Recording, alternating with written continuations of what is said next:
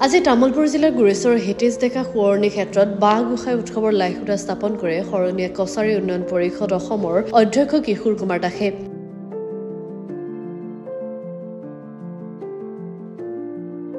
লগতে গোসাঁই ঘৰৰ লাইখুটা স্থাপন কৰে শৰণীয়া কছাৰী সাহিত্য সভাৰ সভাপতি লোকশ্ৰী সোণবৰ বৰুৱাই। অহা 18, 19 আৰু 20 এপ্ৰিলত 3 দিনীয়াকৈ গুৰেশ্বৰৰ বেতনা হাইস্কুল খেলপথাৰত অনুষ্ঠিত হ'ব কেন্দ্ৰীয় বাঁহ গোসাঁই উৎসৱ।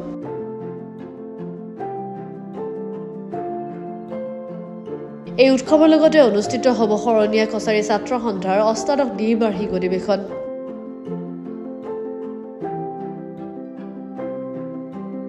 অনুষ্ঠানত উপস্থিত থাকিব অসমৰ মুখ্যমন্ত্ৰী ডক্টৰ হিমন্ত বিশ্ব শৰ্মা, বিটিআৰ প্ৰধান প্ৰমোদ বড়োৰ লগতে কেন্দ্ৰ তথা ৰাজ্যৰ কেইবাগৰাকী মন্ত্ৰী।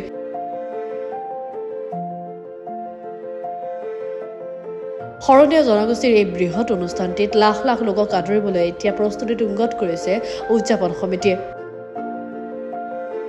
অসম শৰণীয়া কছাৰী ছাত্ৰ সন্থাৰ অষ্টাদশ দ্বিবাৰ্ষিক অধিৱেশন আৰু শৰণীয়া কছাৰী জনগোষ্ঠীৰ ভগ্নী সংগঠন স্বৰূপ শৰণীয়া কছাৰী গণতান্ত্ৰিক নাৰী মঞ্চৰ একাদশ দ্বিবাৰ্ষিক অধিৱেশন আৰু শৰণীয়া কছাৰী হিয়াৰ আমঠু স্বৰূপ জাতীয় উৎসৱ কেন্দ্ৰীয় বাঁহ গোসাঁই উৎসৱটি এইবেলি আমি তামুলপুৰ জিলাৰ গুৰেশ্বৰ ৰাজচক্ৰৰ অন্তৰ্গত বেতনা উচ্চ মাধ্যমিক বিদ্যালয় খেলপথাৰখনক প্ৰয়াত হিতেশ ডেকা সমন্বয় ক্ষেত্ৰ নামাকৰণে এই ক্ষেত্ৰখনত অনুষ্ঠিত কৰিবৰ কাৰণে আমি আগবাঢ়িছোঁ আৰু 3 দিনীয়া আড়ম্বৰপূৰ্ণ বা বৰ্ণাঢ্য কাৰ্যক্ৰমণিকাৰে অনুষ্ঠিত হ'বলগীয়া এই অধিৱেশনখনি আৰু বাঁহ গোসাঁই উৎসৱটি উদযাপন কৰিবৰ কাৰণে ইতিমধ্যে আমি মূল সমিতিৰ সৈতে প্ৰায় 20খনকৈ উপসমিতিৰ সৈতে এখন শক্তিশালী অভ্যৰ্থনা সমিতি গঠন কৰা হৈছে আৰু আজি তাৰে প্ৰাৰম্ভিক কাম হিচাপত শুভ লাইখুটা স্থাপনৰ দিন ধাৰ্য কৰা হৈছিলে। ইতিমধ্যে আমাৰ ৰভাৰ মূল লাইখুটা স্থাপন কৰা হ'ল আৰু শৰণীয়া কছাৰী জনগোষ্ঠীৰ উপাস্যস্থলী গোসাঁই ঘৰৰ মূল খুঁটাও আজি প্ৰতিষ্ঠা কৰা হ'ল আৰু এই কাৰ্যসূচী দুটা ৰূপায়ণ কৰিছে শৰণীয়া কছাৰী উন্নয়ন পৰিষদ অসমৰ সন্মানীয় অধ্যক্ষ কিশোৰ কুমাৰ দাস ডাঙৰীয়াই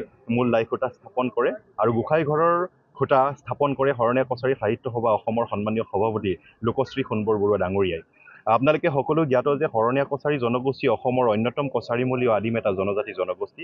এই জনগোষ্ঠীটোৰ যথেষ্ট চহকী কলা সংস্কৃতি আচাৰ ব্যৱহাৰ পৰম্পৰা জাতীয় উৎসৱেৰে সমৃদ্ধশালী এটা জনগোষ্ঠী আৰু এই জনগোষ্ঠীটোৰ জাতীয় উৎসৱ হিচাপে অসমৰ মানৱ সমাজত সমাদৰ লাভ কৰিবৰ কাৰণে সক্ষম হোৱা সমন্বয় সদ্ভাৱ আৰু সম্প্ৰীতিৰ উৎসৱলৈকে পৰিৱৰ্তিত হোৱা শৰণীয়া কছাৰী কেন্দ্ৰীয় বাঁহ গোসাঁই উৎসৱত প্ৰত্যেক বছৰে 30,000তকৈও অধিক মানুহৰ সমাগম ঘটে। গতিকে এইবুলি আমি আশা ৰাখিছোঁ যে শৰণীয়া কছাৰী জনগোষ্ঠীৰ জাতীয় সংগঠন সদৌ অসম শৰণীয়া কছাৰী ছাত্ৰ সন্থাৰ অষ্টাদশ দ্বিবাৰ্ষিক অধিৱেশন শৰণীয়া কছাৰী গণতান্ত্ৰিক নাৰী মঞ্চৰ একাদশ দ্বিবাৰ্ষিক অধিৱেশন আৰু হিয়াৰ আমঠু স্বৰূপ বাঁহ গোসাঁই উৎসৱত এই 30,000তকৈও অধিক মানুহৰ সমাগম হ'ব বুলি আমি অনুভৱ কৰিছোঁ আৰু ইতিমধ্যে আমি এই অনুষ্ঠানৰ মুকলি সভাত মুখ্য অতিথি হিচাপে অসমৰ মাননীয় কৰ্মঠ মুখ্যমন্ত্ৰী জনপ্ৰিয় মুখ্যমন্ত্ৰী ডক্টৰ হিমন্ত বিশ্ব শৰ্মা ডাঙৰীয়াক মুখ্য অতিথি হিচাপে নিমন্ত্ৰণ জনাইছোঁ। বিটিআৰ প্ৰধান মাননীয় প্ৰমোদ বড়ো ডাঙৰীয়া ইয়াত উপস্থিত থাকিব। অসম চৰকাৰৰ কেইবাগৰাকীও কেবিনেট মন্ত্ৰী ইয়াত উপস্থিত থাকিব আৰু কেন্দ্ৰীয় চৰকাৰৰো আমি মন্ত্ৰী তথা বিভিন্ন বিভাগৰ বিষয়ববীয়াক আমি এই উৎসৱত অংশগ্ৰহণ কৰিবৰ কাৰণে নিমন্ত্ৰণ জনাম।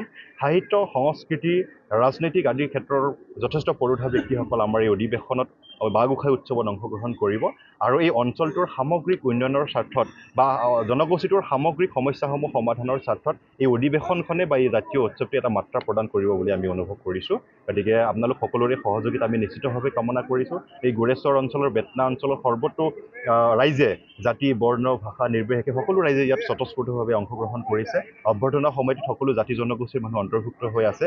গতিকে এই বেতনা অঞ্চলটো গুৰেশ্বৰ অঞ্চলটো বড়ো ৰাভা শৰণীয়া কোচ ৰাজবংশী বেংগলী বিভিন্ন জাতি জনগোষ্ঠীৰ ধৰ্মাৱলম্বী মানুহে বসবাস কৰে। গতিকে ইয়াত এটা সমন্বয় সদ্ভাৱ আৰু সম্প্ৰীতিৰ এটা অঞ্চল হিচাপেও পৰিগণিত হৈ আহিছে।